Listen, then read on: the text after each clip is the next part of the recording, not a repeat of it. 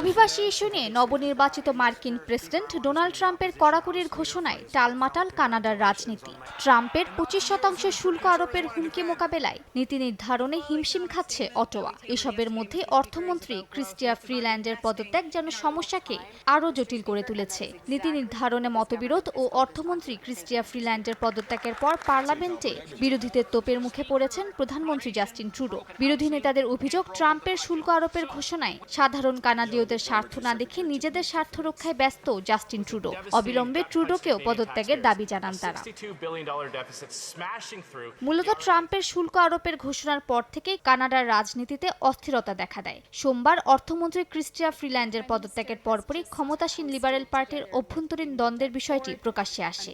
যদিও এই নিয়ে প্রধানমন্ত্রী ট্রুডো বলেন, মহামারী, মুদ্রাস্ফীতি এমনকি মহামন্দার মতো পরিস্থিতি অতীতে পার করে আসা কানাডা এই সংকটও মোকাবেলা করতে পারবে। Canadians know where the Liberal Party of Canada stands. We stand for an economy that is fairer, greener and stronger.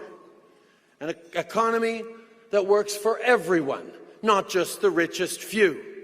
এরই মধ্যে কানাডা যুক্তরাষ্ট্র সীমান্তে নতুন নীতির ঘোষণা করেছে ট্রুডো সরকার। যুক্তরাষ্ট্রে অবৈধ অভিবাসীদের ঢল ঠেকানো ও মাদক চোরাচালান রুখতে নজরদারি ব্যবস্থা বাড়ানোর সিদ্ধান্ত নিয়েছে দেশটি। সেই সঙ্গে আন্তঃসীমান্ত অপরাধমূলক কর্মকাণ্ড বন্ধে যে কোনো সময় আক্রমণে প্রস্তুত যৌথ বাহিনী মোতায়েন করেছে কানাডা। নতুন নিরাপত্তা উদ্যোগের জন্য প্রায় 130 কোটি কানাডিয়ান ডলার ব্যয় করবে সরকার। বিশ্লেষকরা বলছেন, যুক্তরাষ্ট্রের সঙ্গে সম্ভাব্য শুল্ক যুদ্ধের শঙ্কা জাস্টিন ট্রুডোকে পদত্যাগের দ্বার প্রান্তে এনে দাঁড় করিয়েছে। এ অবস্থায় কানাডার পার্লামেন্টে অনাস্থা ভোটের আয়োজন করা হলে ট্রুডোকে নির্ধারিত সময়ের আগেই নির্বাচন দিতে হতে পারে। মালিহা সুহরাওয়ার্দী, সময় সংবাদ।